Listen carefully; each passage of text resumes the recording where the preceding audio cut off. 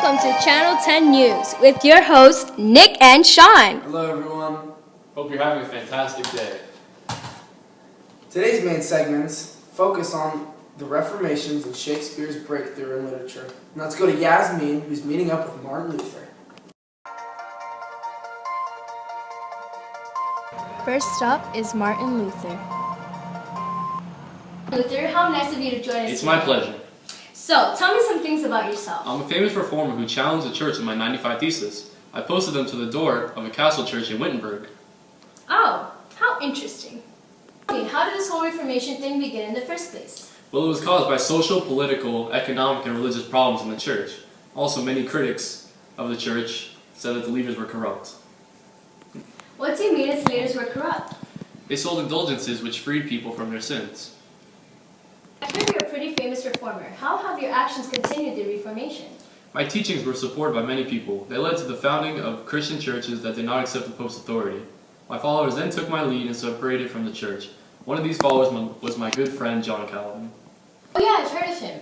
He formed the Presbyterian religion. Aren't there also the Anabaptists? Yes, they believe that people should be rebaptized as adults. Looks like the time is out, but thank you for your time, Martin. It's been a pleasure. Now let's go explore the second side of the Reformation, the Catholic side. While Protestant churches won many followers, millions remained true to Catholicism. Helping Catholics to remain loyal was a movement within the Catholic Church to reform itself, known as the Catholic Reformation. Let's go back to Yazmeen, who has met up with Ignatius. Here is St. Ignatius of Loyola.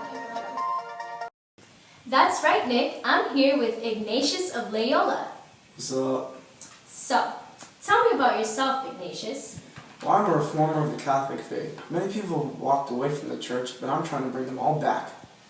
Good for you. That is very nice of you. I also heard the Council of Trent has met. Am I correct? Yes, that is correct. The Council of Trent has met to agree on several doctrines that the church believes to be true. What kind of effects has this Reformation caused? This Reformation has caused religious, social, and political problems. Thank you so much for your time. It's very greatly appreciated. You're welcome. God bless you. Today, the famous artist William Shakespeare created one of his best stories, Romeo and Juliet. This work displays a masterful of the English language and a deep understanding of human beings. During the play, Shakespeare shows great use of dramatic conflict between the main man Romeo and his gal Juliet. Through this literary tool, Shakespeare puts the audience on their feet the entire play. Oh, Yazmeen, will you be with my Juliet? That is the front door! News in China. There's been a development in how they print their letters. Let's go to Yazmeen in China now with the news on their astonishing development. 起手!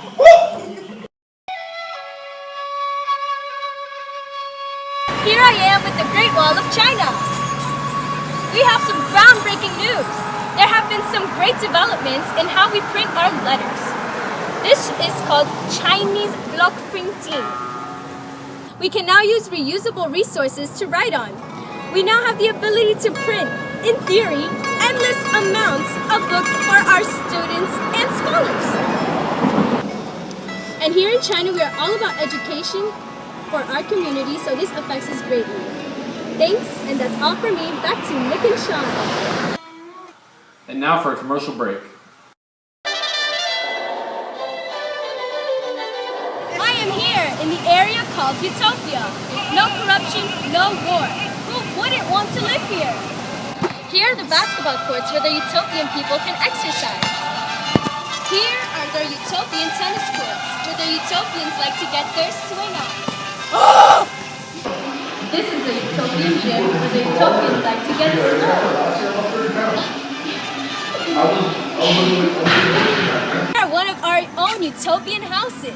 Here's one of our homeowners, Josh. Hello. Nice to see you. Let's go inside. I like your plans.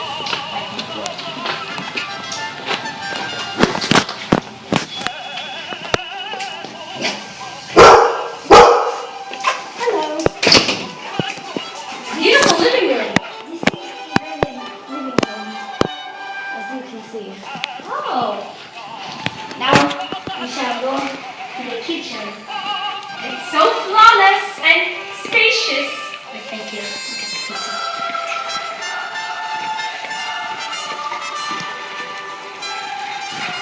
Now we have our lounge with Sean.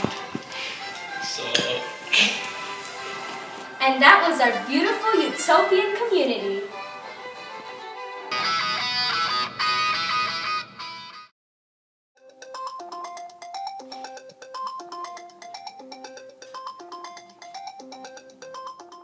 Who doesn't love food? Here's our take on traditional Renaissance family meal. A typical meal for wealthy Londoners might include fish, several kinds of meat, bread, and a variety of vegetables served on silver or pewter tableware. The diet of the poor is simpler. They rarely ate fish, meat, or cheese. Usually their meals consisted of pottage, a kind of soup consisting of vegetables. Don't forget, the poor eat their meals from a trencher, a hollowed-out slab of stale bread or wood. Oh yes, Sean. You can never forget that. And that's all today for our human interest topic.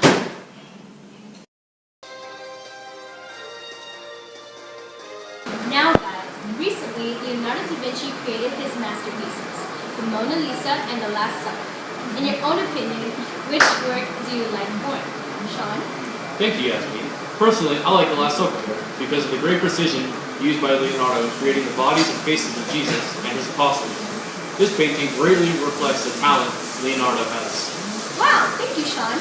How about you, Nick? Do you have the same opinion as Sean?